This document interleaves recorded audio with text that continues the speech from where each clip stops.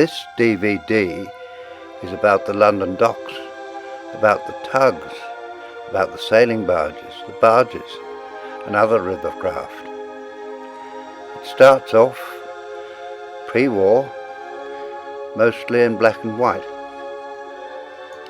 As you can imagine, a lot of the earlier film is of poor quality, but it's included because of its interest.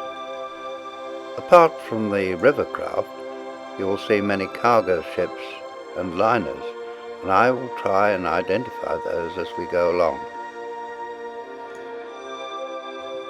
The tugs were used for many purposes, pulling lighters and barges up and down the river, also pulling the liners and the cargo ships into those docks and through the locks.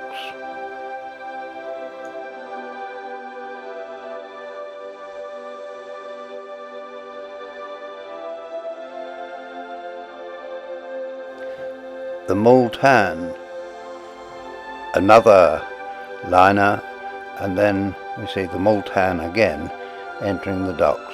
The Multan was built by Holland and Wolff and finished in 1923. She was 20,847 gross tons. Here we see Canadian Pacific cargo liner, one of the Beaverburn class. There were 5 of these ships built in 1927 and all lost during the war years, one by grounding in 1944 and the others by enemy action.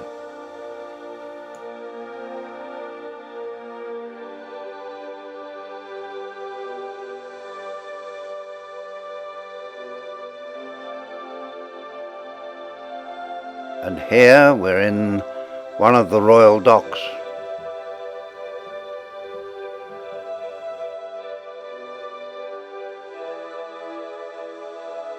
We see the P&O liner Multan again. She became an armed merchant cruiser in 1939, and then in 1941 she was a troop transport. She returned to service in 1948 and was broken up in 1954. Some scenes of dockers loading and unloading ships in the royal docks.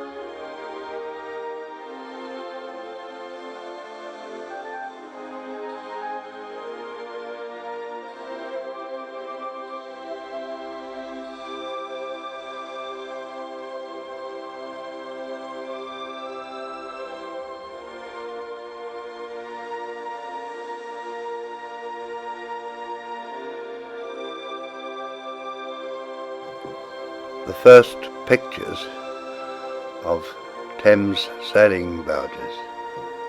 There'll be a lot more of them racing later on in this film.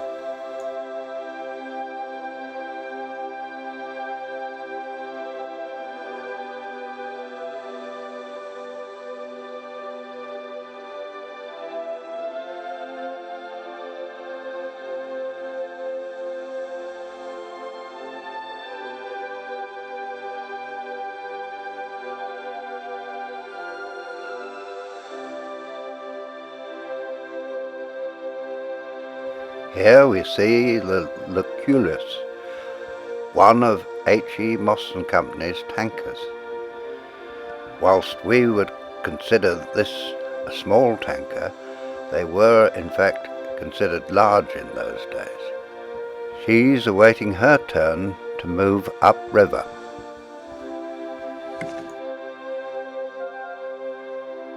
This is a Crawley freshwater barge based at Gravesend.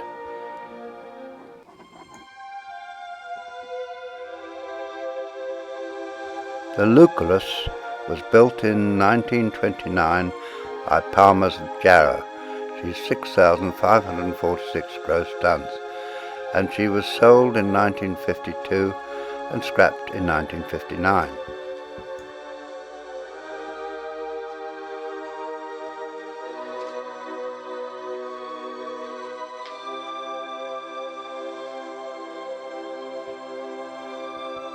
The pictures here are of Lustrious and Lumen, two more of the company's ships. Although not on the River Thames, they're in fact on the River Tyne, I've put this footage in out of interest. The Lustrious was built in 1927 by Palmer's Jarrow and was 6,156 gross tonnage. She had the misfortune to be sunk by gunfire from Scharnhorst on a voyage from London to Curaçao whilst in ballast. Here we're watching the Lustrous. She'll be inspected by the company's directors.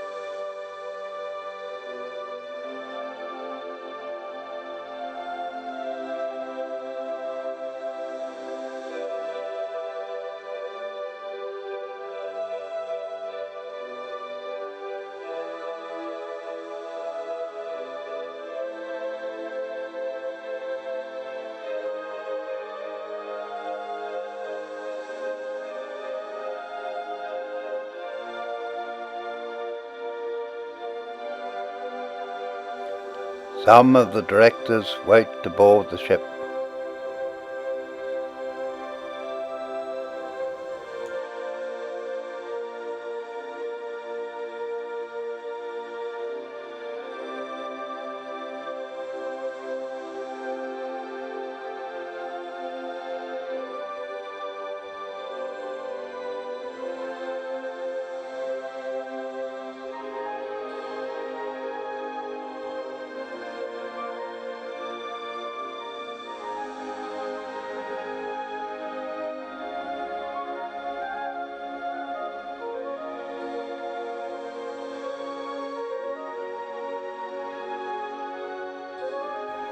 This ladder used to board the ship has split.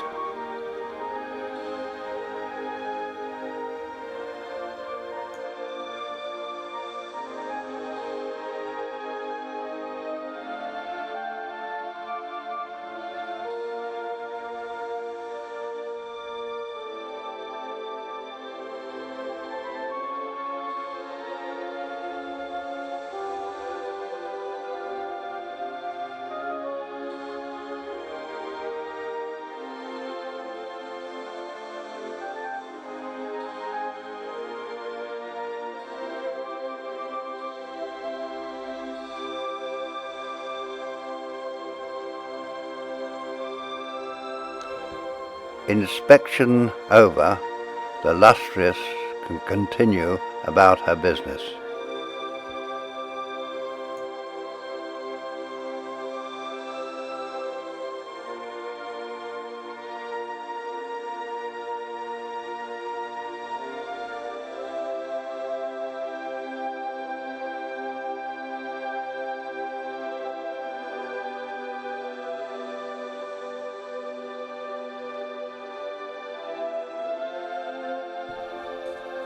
The Lumen was built in 1925 by John Brown on the Clyde.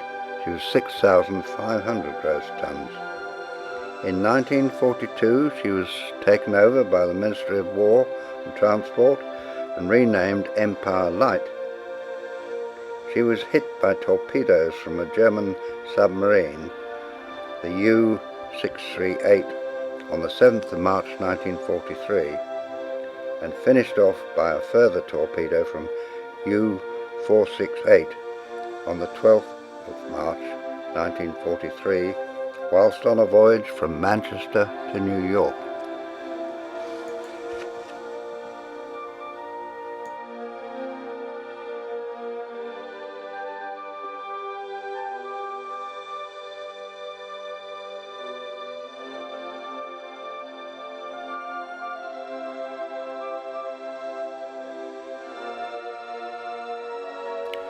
She too is being inspected by the directors.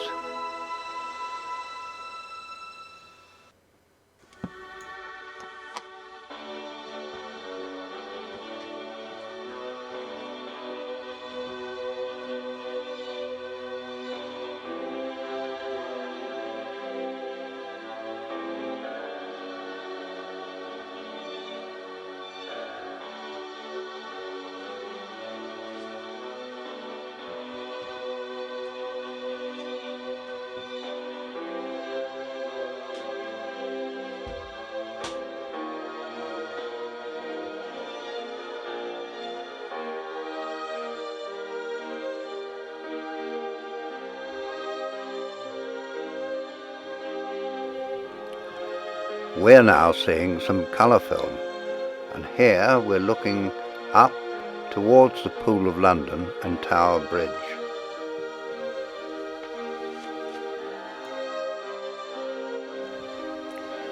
The next pictures are of Thames sailing barges.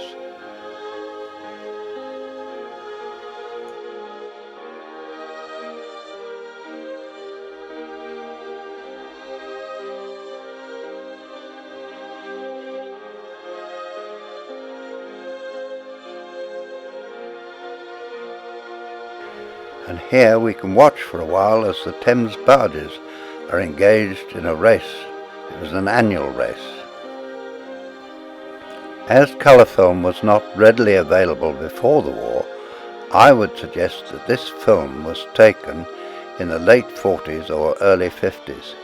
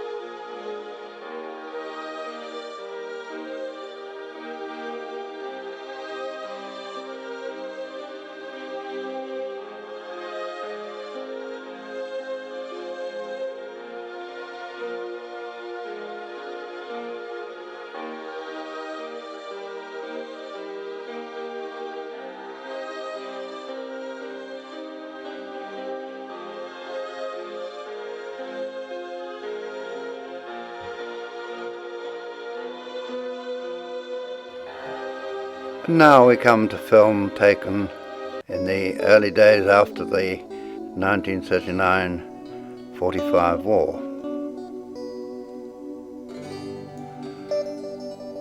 From all the flags it would seem it was the year of the Festival of Britain, 1951. We're on a launch moving down towards the City of London.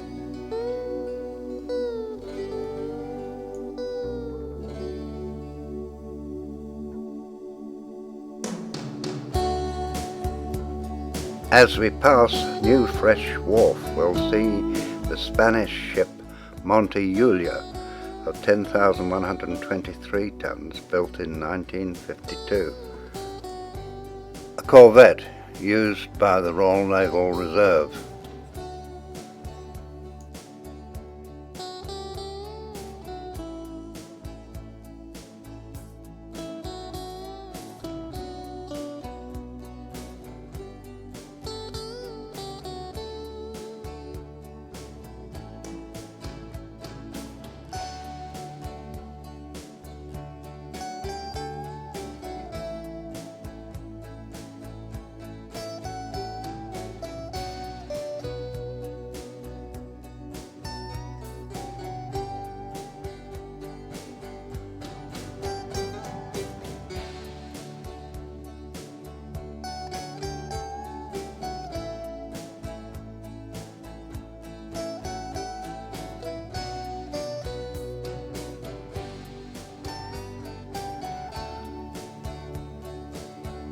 A sun tug, busy at work.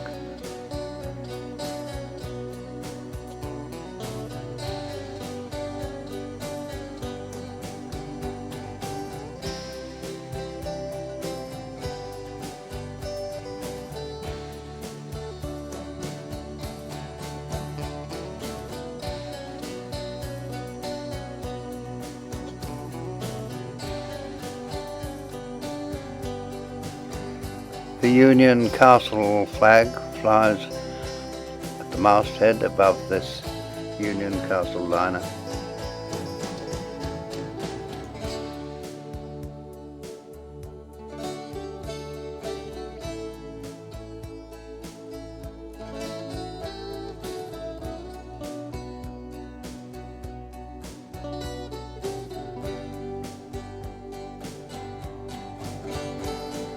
We can join now one of the many sightseeing boats which took passengers down to the Royal Docks and beyond.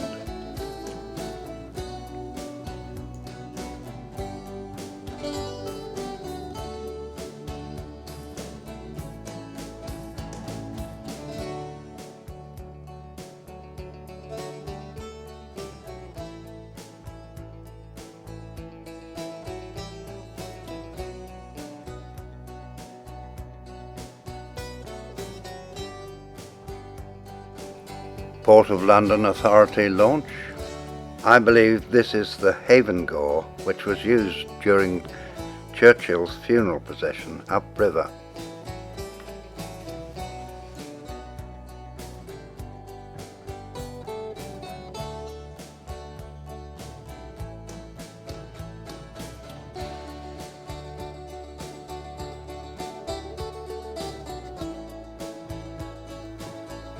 Greenwich and the Royal Naval College.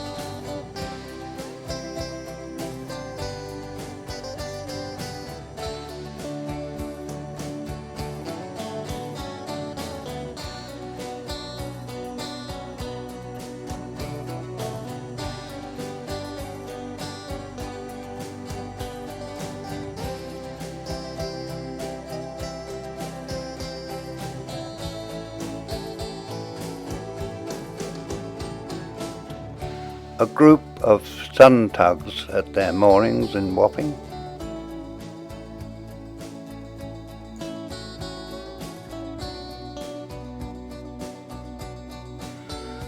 The Woolwich Car Ferry.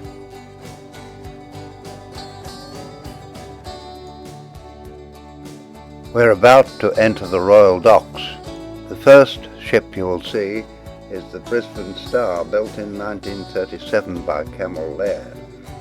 Here we see the Shaw Savill liner Gothic. She was just over 15,900 tonnes and built by Wigham Richardson and completed in 1948. It later served as the Queen's Royal Yacht for her tour shortly after the coronation.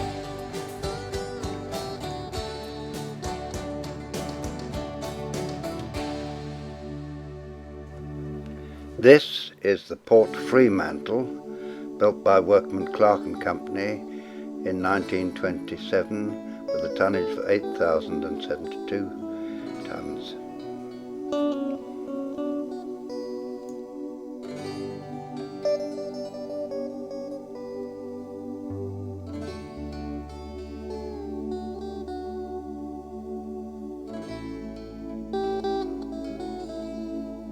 Another Shaw Savill liner, this time the motor ship Dominion Monarch.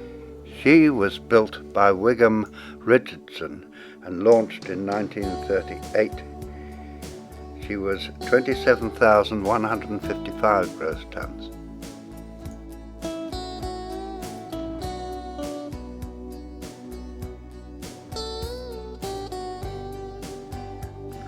The Melbourne Star and the Port Napier.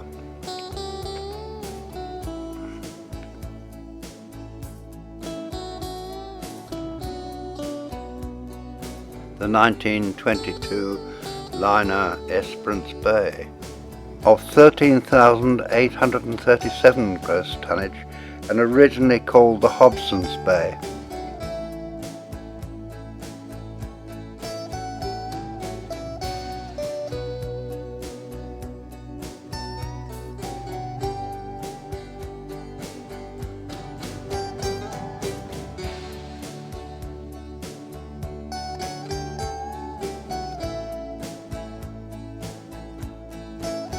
I wonder whether this is the famous yacht of Lord and Lady Dockers.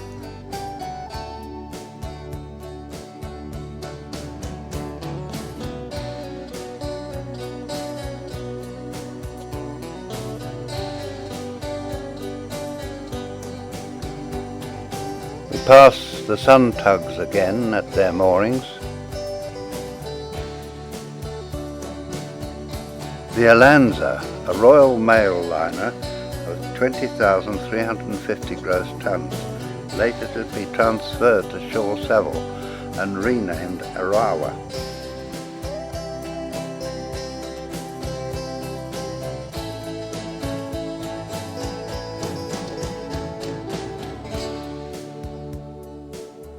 This is the Scottish Star of just under 10,000 tonnes.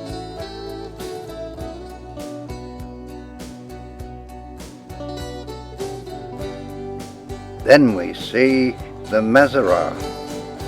She was 8,700 tonnes, built in 1957 for Brocklebanks. Then we see the Kenya of 14,464 tonnes, built for British India Line in 1950 and completed in 1951. Then we see the Ataki, built in 1957 for the New Zealand Shipping Company Limited, of 10,934 gross tonnes. We then see the Ceramic, built in 1948 for Shaw Savill Company, of 15,896,000 gross tonnes.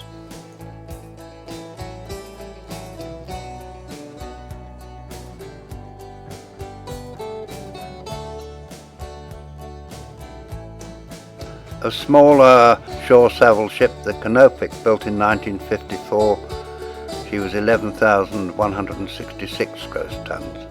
And then we see the Port Lyttelton of 7,413 gross tonnes. And the ship in the dry dock is the Middlesex, built in 1953, of 8,284 tonnes for the Federal Steam Navigation Company.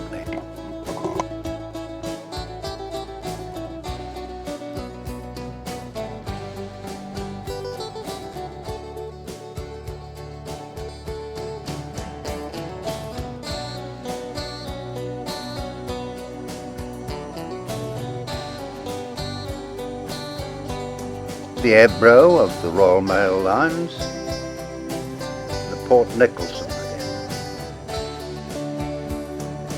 And then we see the city of Philadelphia of the Element Lines. We pass the Arlenza again.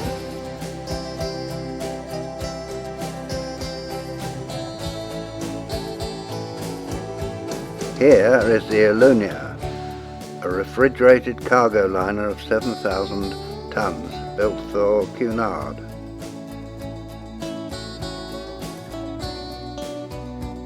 You will just see the stern of the Rangitoto, built in 1949 for the New Zealand Shipping Company.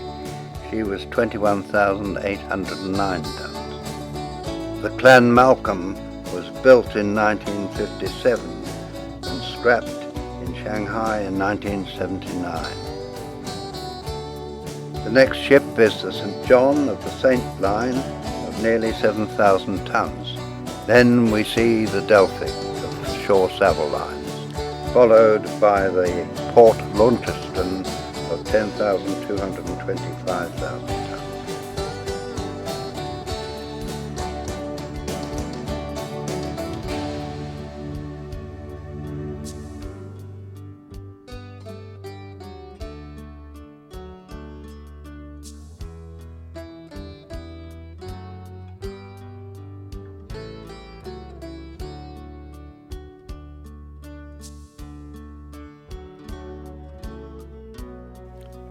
So many passenger liners, cargo passenger ships and cargo ships, all together in the Royal Docks, which now lay virtually empty.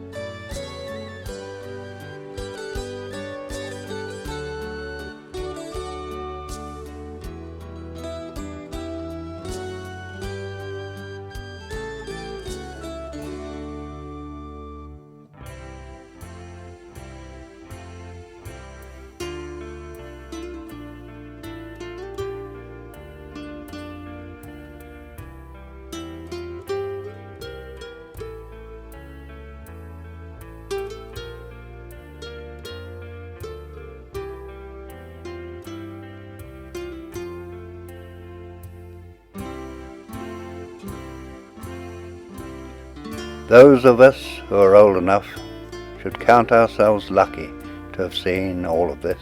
Scenes like these will never be repeated, as nowadays the huge container ships rule the seas.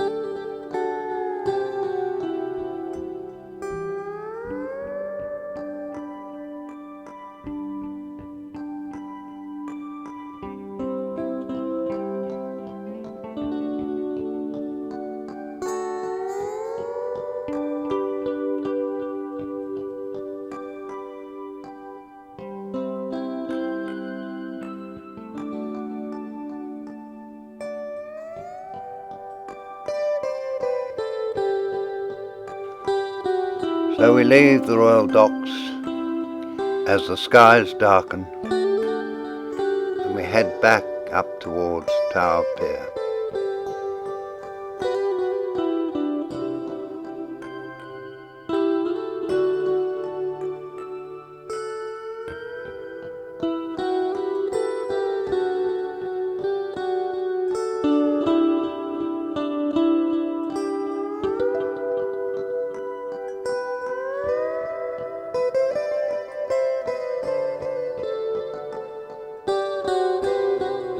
The Woolwich Car Ferry.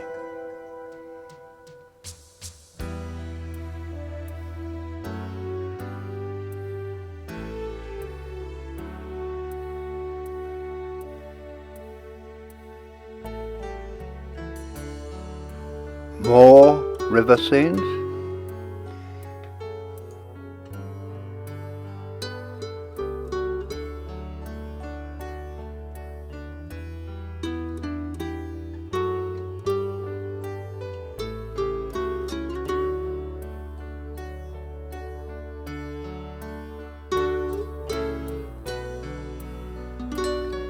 Another busy day on the river.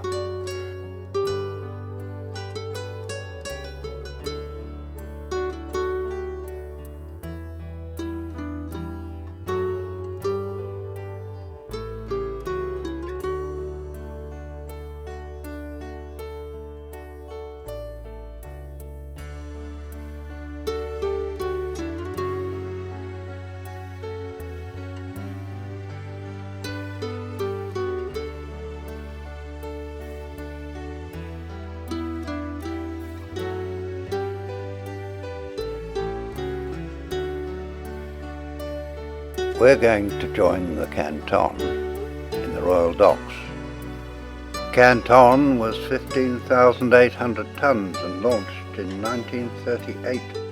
She looked like a smaller version of the Straths. From the Canton we see the activity around her and the other ships in the dock as she makes her final preparations to sail for the Far East.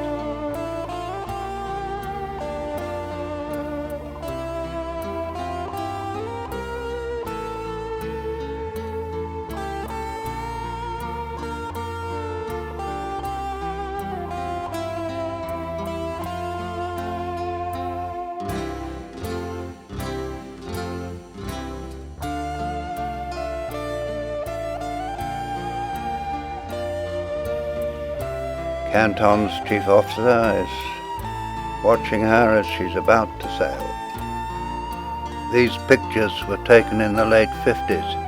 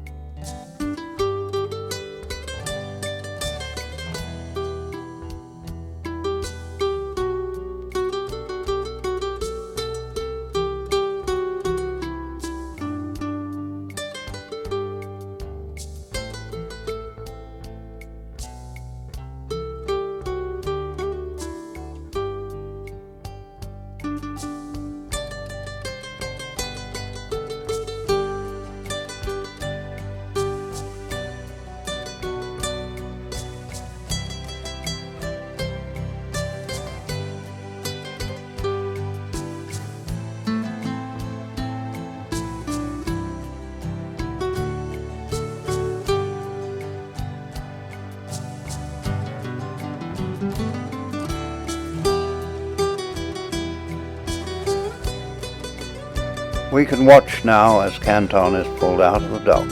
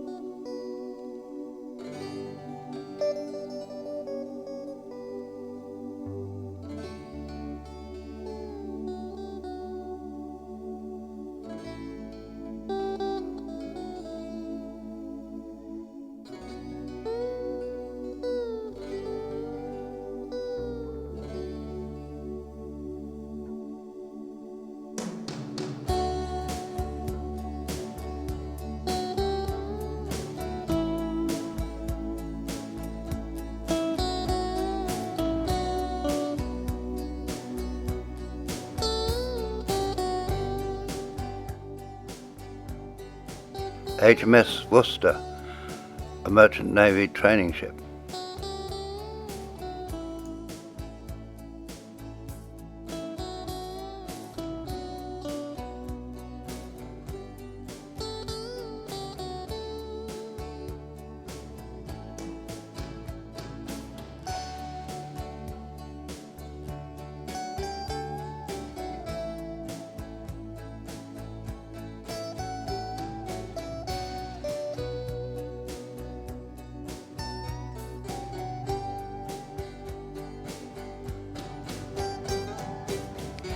We're now passing Tilbury. You can see the Iberia in port.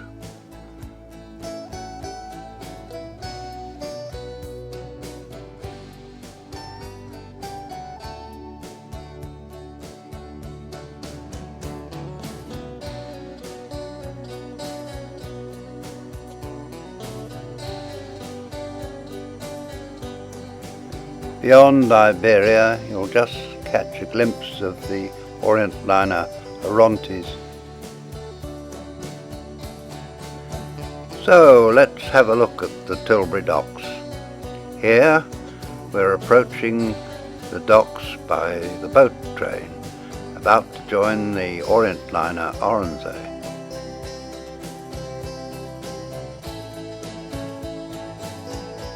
Orontes is seen here in her original Orient line colours. She was completed in 1951 and was 27,632 tons. We see the Britannia at the landing stage.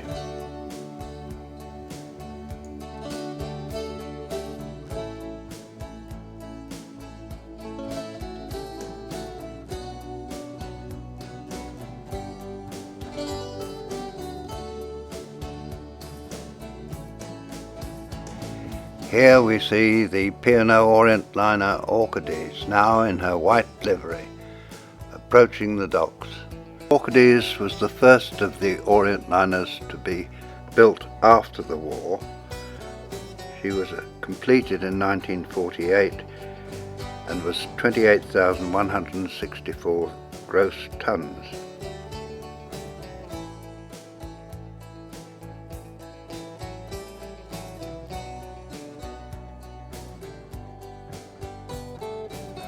The lock gates opened to let her in.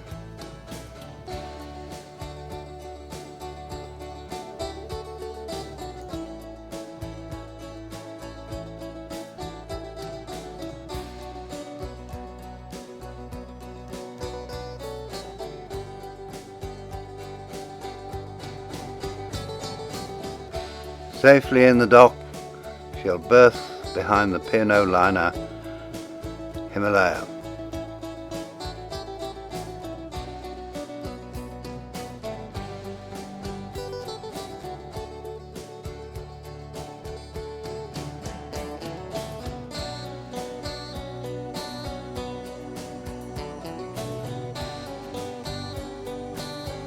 We see Stratheden from the Orontes, which is about to sail on her voyage to the breakers in Valencia.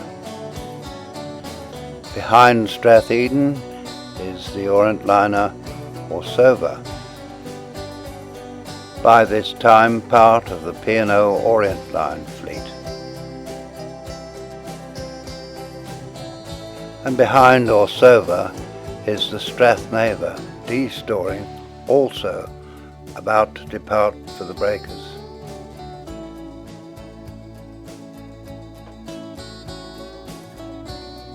Orontes is pulled out towards the locks.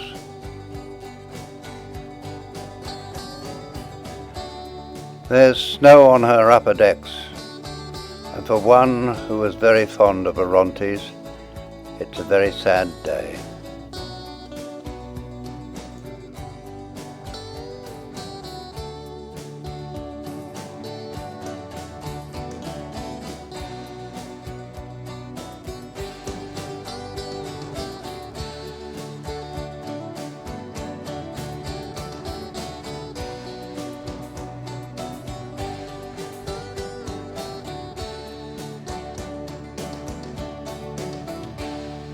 Her tug bids her farewell.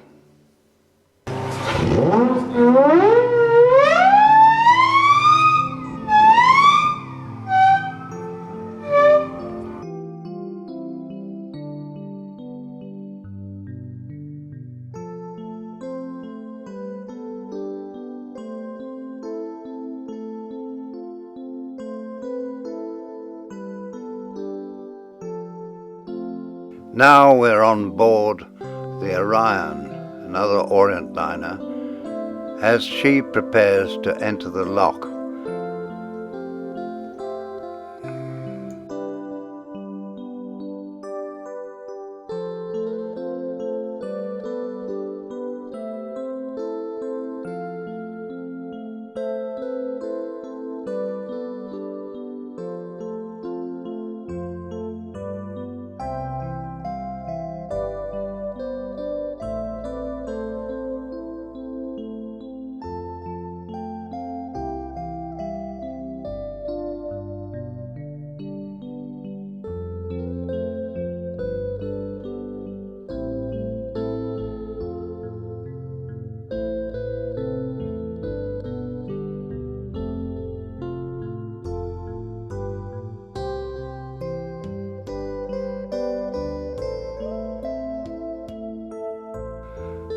We see the P&O liner Chitral. Also in dock is the Himalaya. Built by Vickers and Armstrong, Himalaya was delivered to the P&O in 1949. She was 27,955 gross tons.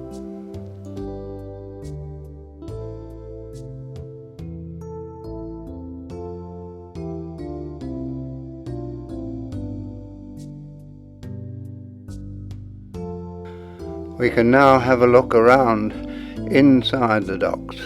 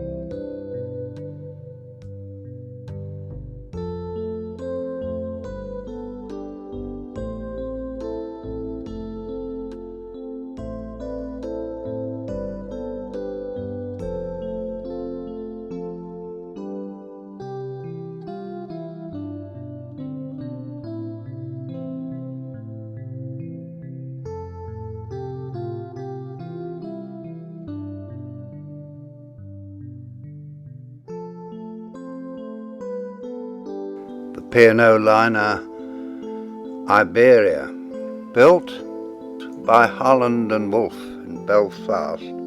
Iberia was completed in 1954. She was 29,614 gross tons.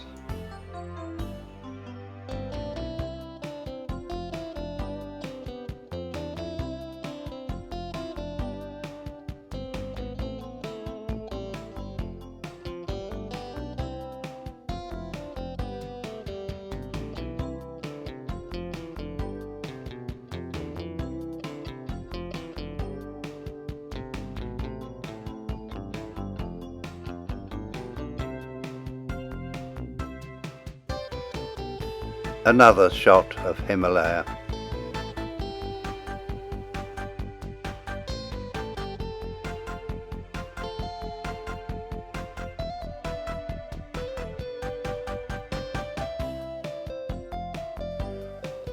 And a busy section of the river just outside the lock gates. These pictures are taken from Gravesend Pier.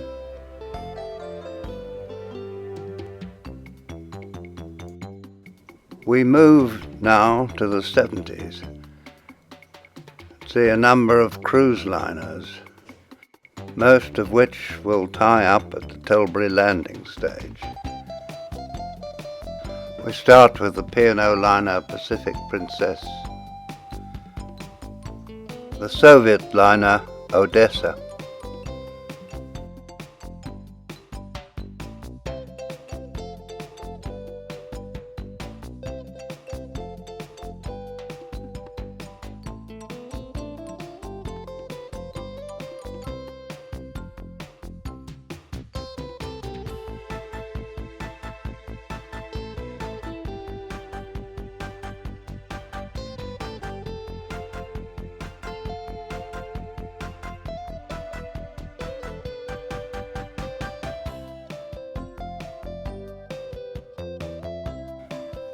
the Astor,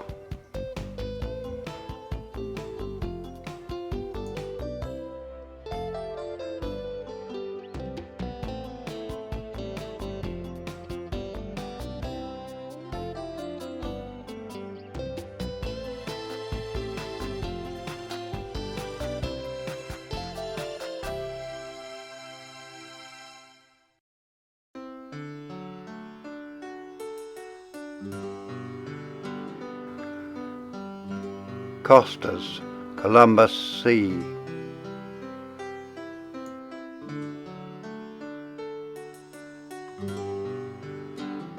the front at Gravesend,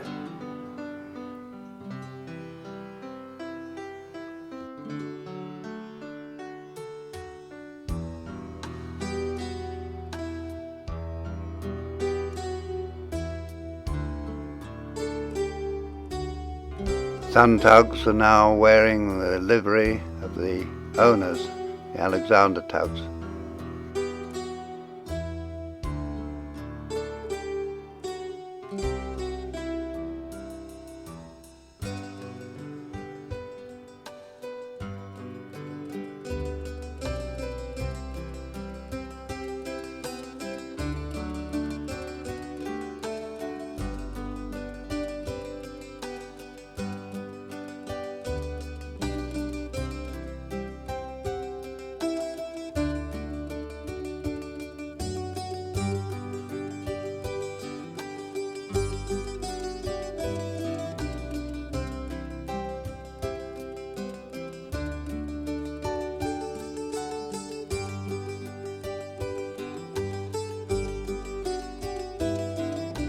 The Danai,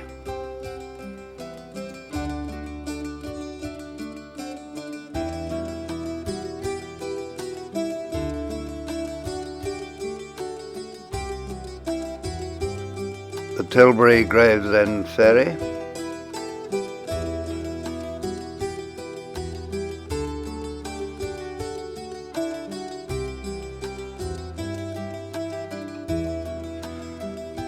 the beautiful Italian liner Eugenio C. She was renamed Eugenio Costa in 1987.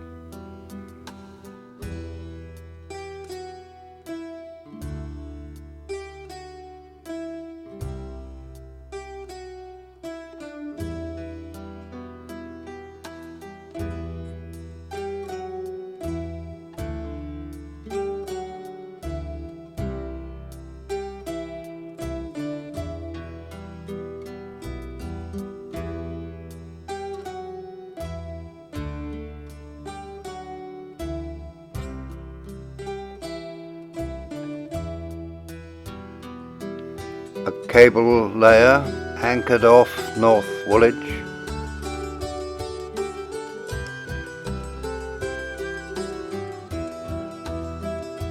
A favourite in Tilbury, the Stephan Battery.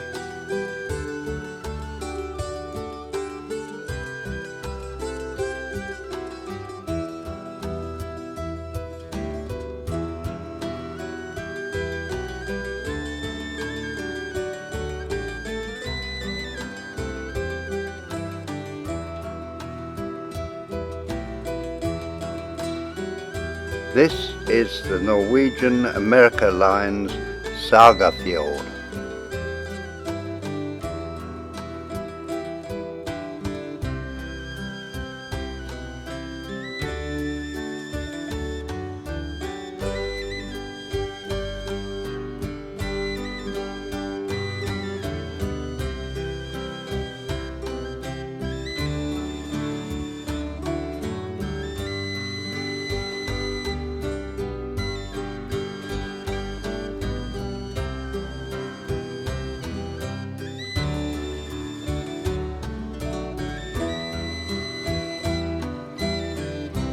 The Europa, having left the landing stage, will now turn before heading back out into the open seas.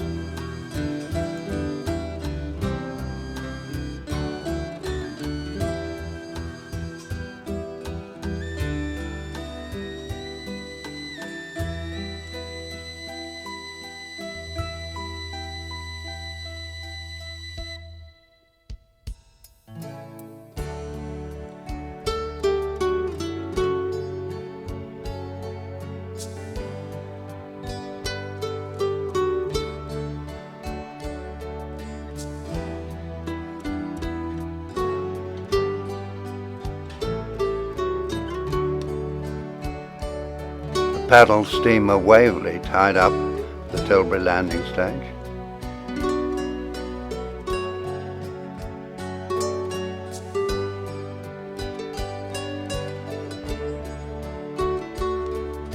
Here we see the Italian liner Galileo Galilei.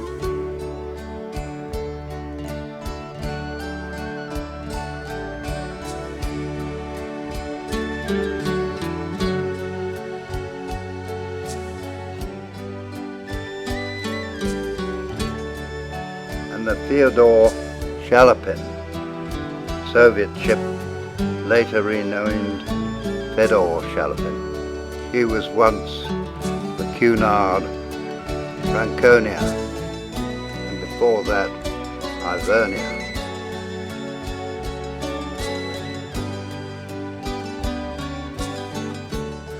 Which brings us to an end of our film of tugs, barges, sailing barges, ocean liners and river craft, all of which use this busy river, the River Thames.